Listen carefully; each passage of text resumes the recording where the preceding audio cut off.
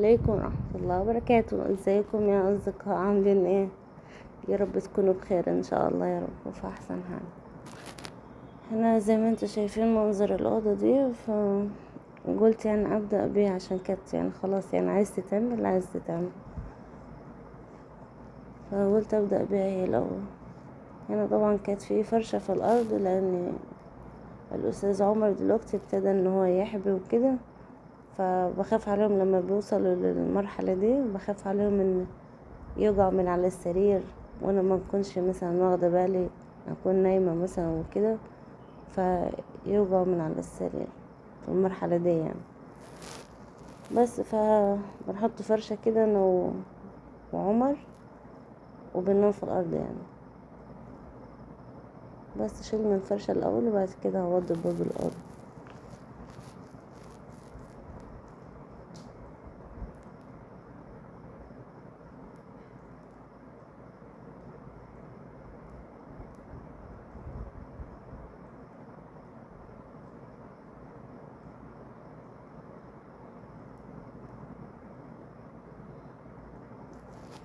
عايزه اتكلم معاكم في موضوع كده يا جماعه، اللي هو إيه انا كنت مدرسه حضانه وكده، ف يعني بعد الجواز ما كانش ابا ادم يعني راضي ان انا اروح اكمل شغل وكده يعني، فمرضيش يعني. حاولت يعني كذا مرة معاه ان انا اروح الشغل ارجع تاني وكده، فما كانش قابل يعني الموضوع ده. بس ف فكرت ان انا اعمل القناة دي، وعملتها في حدود من حوالي سنتين يعني. عملتها في حدود كمان شهر او شهرين يعني، ما كانش كنت كنت بدأها جديد وكده، يعني قعدت فيها شهر او شهرين. بعد كده انتقلنا من المكان اللي احنا كنا قاعدين فيه لمكان تاني يعني، فما كانش فيه خط ارض والكلام ده، ويعني حصلت مشاكل على موضوع النت وكده يعني. فالصراحة حسيت ان انا عايزة ارجع للقناة تاني، لان انا كنت متعودة على الشغل وكده يعني. فانتهزت فرصة ان انا اعمل القناة دي انا وقاعدة في البيت وكده، عشان هو ما يقولش مثلا مش حابب ان انا انزل واروح واجي والكلام ده. فقلت القناة يعني في البيت يعني، الروتينات دي مثلا والطبخ وكده يعني، وقلت حاجة حلوة يعني ان انا اكون في بيته وبشتغل في نفس الوقت. فياريت يعني تشجعوني كده باللايكاتكم الحلوة. يعني كل ما حد يدخل الفيديو كده يعني، يعني مش هو ممكن يكون بينسى وكده يعني، بس يعني يا ريت يعني لما تدخلوا الفيديو يا جماعة تحطوا اول حاجة لايك عشان ما تنسوش يعني. فيا ريت تشجعوني، ويا ريت تشجعوا اي حد يعني يكون نفسه في حاجة او كده نفسه يحققها يعني. يا ريت تشجعوهم الصراحة يعني، اللي قاعدين في البيت دوت يعني حاجة صعبة عليهم، وبالذات كمان اللي يكون متعود ان هو يطلع وينزل كل يوم وكده لشغله، وفجأة ما يكونش فيه الشغل ده.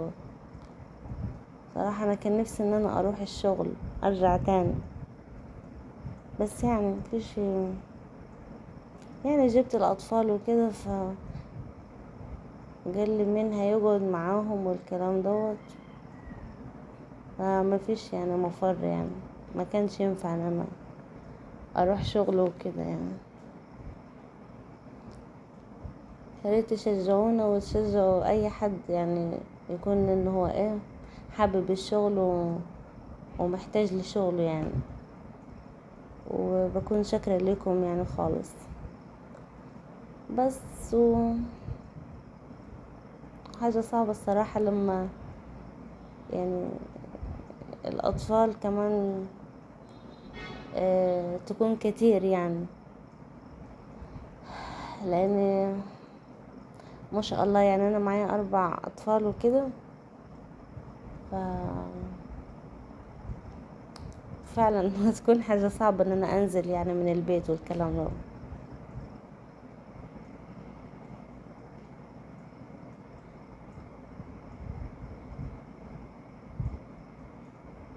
يعني يا ريت اول ما تدخلوا الفيديو تعملوا له لايك بس، يعني بمثابة ايه، السلام عليكم يا جماعة كده يعني. وشكرا لكم الصراحة يعني على الاشتراكات بتاعتكم دي، وان شاء الله ربنا يخليها لكم في ميزان حسناتكم ان شاء الله. بس والدودة دي عملت معايا الروتين النهاردة، ما كانتش قاعدة ساكتة.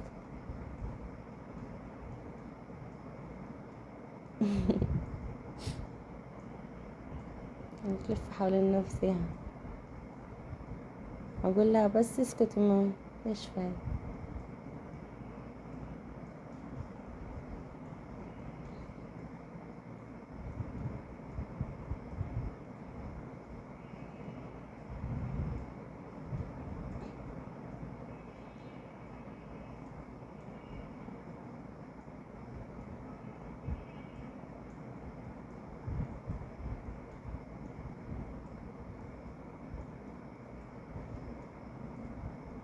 اكيد يعني الناس هتفكر من نفسها يعني.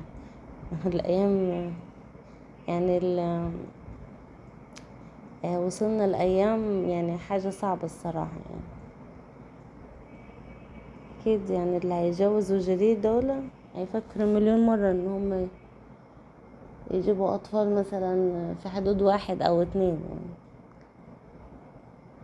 صراحة بتكون صعبة كده. خلصنا الأوضة، ندخل على المطبخ. بس قلنا نعمل شوية المواعين دول الأول، بعد كده نعمل لهم أكل يعني، نشوف نعمل لهم ايه. يعني هم حلوين ولاد وبنت الصراحة، انما كتر العيال دي يعني بتكون تعب على الأم وكده، يعني حاجة صعبة على الأم أكتر. والأب طبعا طول النهار مش موجود في البيت، والأم هي اللي يعني شاربة الليلة كلها يعني. الحمد لله.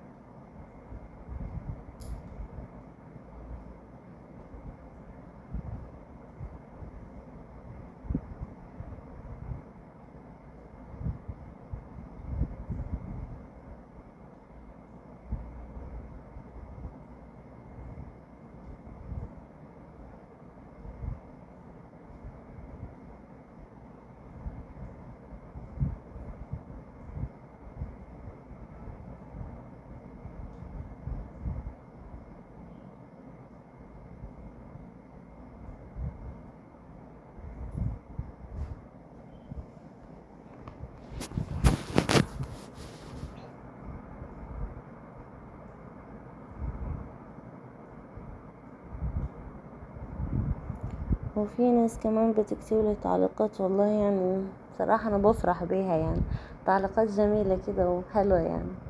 وما تنسوش تعليقاتكم الحلوة، وما تنسوش ما تنسوش اللايك يا جماعة. ها، أول ما تفتح الفيديو تعملوا لايك عشان ما تنسوش.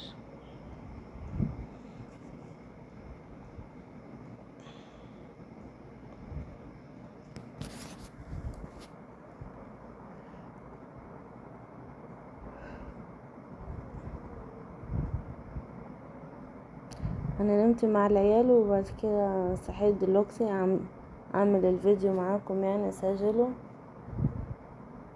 وبالمرة قلت إن شاء الله نصلي الفجر. عشان صراحة يعني ساعات يعني بكون سهرانة مع العيال وكده، بنام بصحى مثلا الساعة 6 ولا كده، بيكون الفجر أذن يعني، فبصلي متأخر الصراحة ساعات يعني. يلا ربنا يكون معاكم ان شاء الله ومعانا.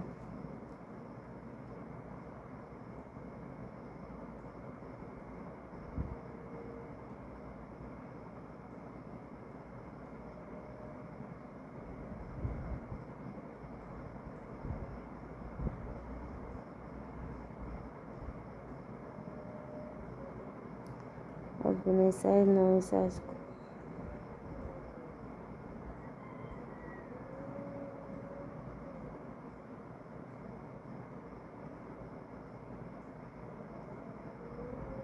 بيأذن.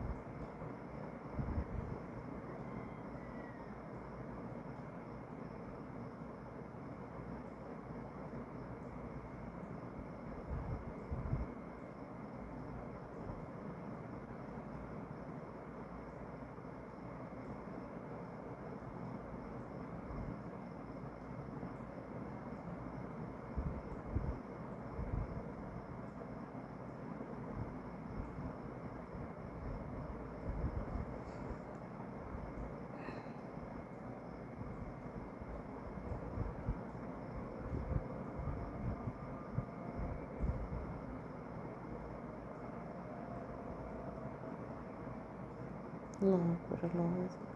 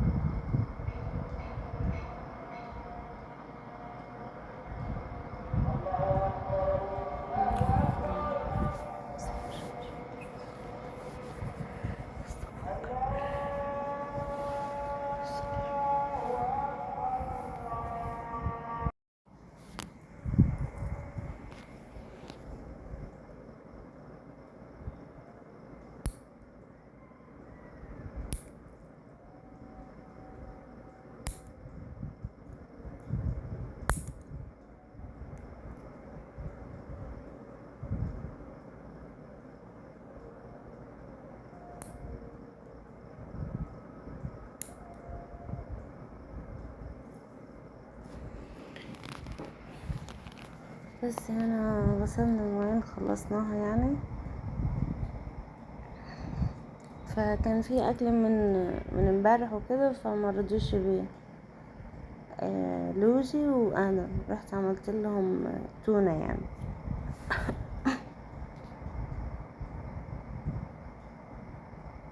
عشان انا اعمل لهم عوض اللوكس، هنقول لكم الطريقة بتاعتها.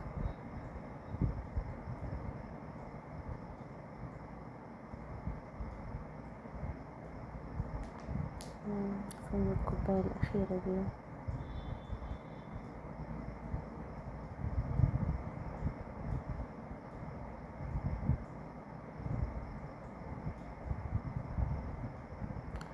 خلصنا المواعين اخيرا. بس هنا قلنا نعمل لهم التونة. كان في بصلة صغنونة كده اهو، هنعملها بالبصل يعني والفلفل والطماطم. ففي بصلاية صغيرة مش هتكفي يعني صغيرة مش هتكفي التونة.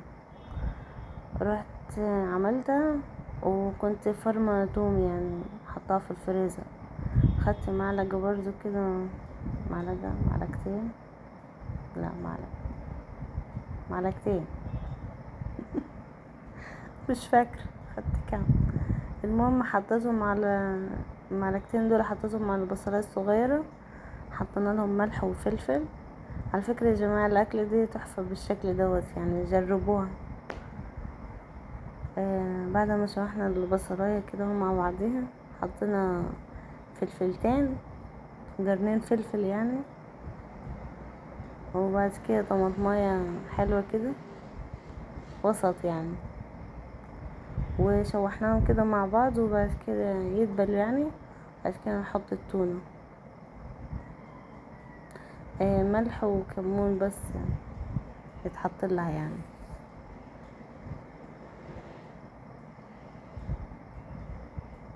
حطينا التونة بس نشوحهم شوية مع بعض، وكده خلصنا لهم الغدا بتاعهم.